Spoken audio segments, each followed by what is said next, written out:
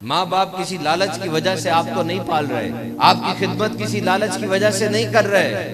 مجھے اچھی طرح یاد ہے، ایک بھائی نے اپنے گھر بلایا کہ بیٹے کی ولادت ہوئی ہے، ہم ان کے گھر گئے، انہوں نے بیٹے کے جب اوپر سے کپڑا ہٹایا، اس بچے کے دونوں ہاتھ نہیں تھے، وہ اسی طرح پیدا ہوا تھا۔ بچہ پیدا ہوتا ہے، ڈاکٹر ماں باپ کو بلا کر کہتا ہے اس کو ایسی بیماری ہے کہ یہ بچ نہیں پائے گا، اسے انگلش میں کہتے ہیں کنجینیٹل ڈس آرڈرز، ٹیٹرالوجی آف فیلٹس ہوتا ہے، دل میں سوراخ ہوتے ہیں بچوں کے، تھیلیسیمیا ہوتا ہے، بچے کو خون چڑھتا رہے گا اور آخرکار بچہ دنیا سے چلا جائے گا۔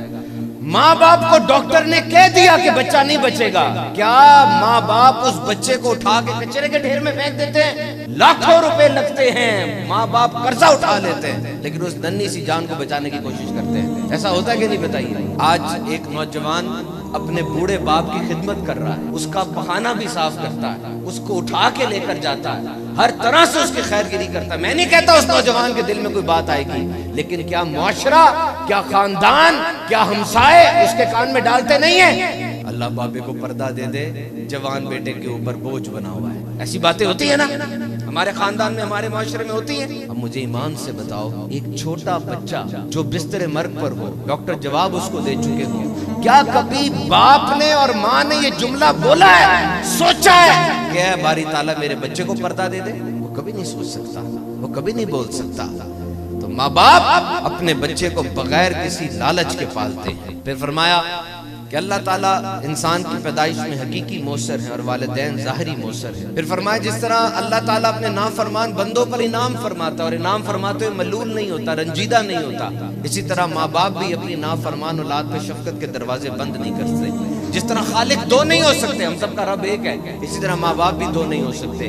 ویسے تو حدیث پاک میں ہے تمہارے تین باپ ہیں، ایک وہ جس نے تمہیں پیدا کیا، بایولوجیکل فادر، اوریجنل فادر، اور ایک وہ جس نے تمہیں بیٹی دی، اور ایک وہ جس نے تمہیں سکھایا، جو تمہارا استاد ہے، لیکن اوریجنل بایولوجیکل فادر وہ ایک ہی ہوتے ہیں۔ پھر فرمایا والدین کبھی بھی اولاد کی ترقی میں کمی نہیں کرتے۔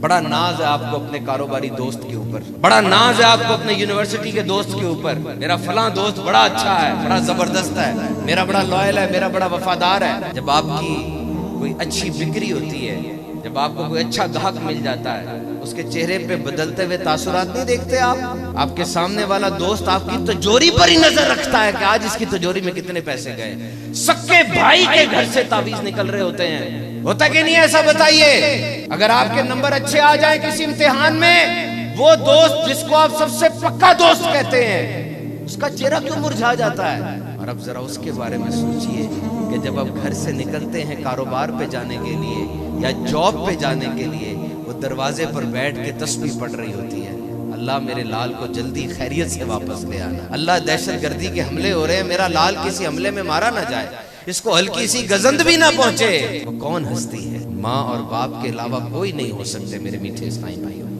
والدین کی اطاعت ہر مذہب میں لازمی ہے، بے عقل حیوانوں کے اندر بھی ماں کی اور باپ کی عزت اور باپ کی محبت ہوتی ہے بچوں کے لیے۔